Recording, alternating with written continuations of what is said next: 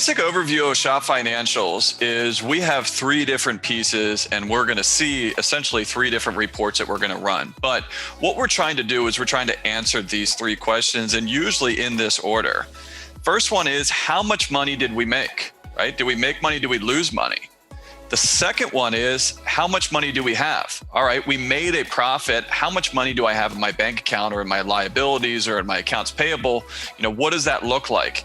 And then the third one is, where did that money go or where did it come from? Because a lot of times if you look at this and you say, well, my financials say this, or Hunt told me I made $50,000, but I only have $20,000 in my bank account, then I need to figure out where that money went if it's not in my bank account. And when we're looking at this stuff, I'm going to kind of give you a cheat sheet and the order that we're going to go on this. In order to answer the question, how much money do we make? That's what we're going to be using a profit or loss for, right? The income statement. Seeing where things are going right, seeing what we had in sales, cost of goods sold, expenses, figuring out what our bottom line is or our loss. Next thing is, how much money do we have? And we're going to be using the balance sheet for that.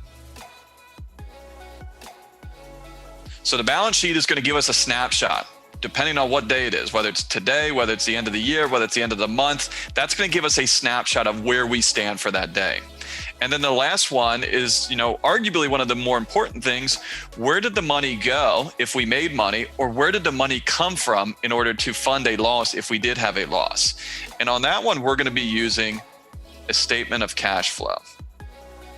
Hopefully you guys can read my chicken scratch there. And so on the statement of cash flow, what we're going to be looking at is we're actually not going to be using the statement of cash flows out of QuickBooks. The statement of cash flows out of QuickBooks is kind of cumbersome. It's not very useful. What we're trying to do here with all of these reports is we're trying to simplify this stuff. We're trying to make it easy to read, and we're trying to make it useful for us.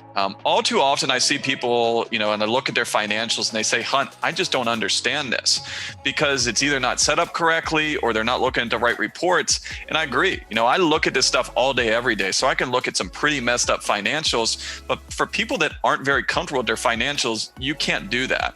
We got to make sure that we're getting this stuff set up correctly and set up in a manner that it makes sense for you and you're able to use as a useful tool.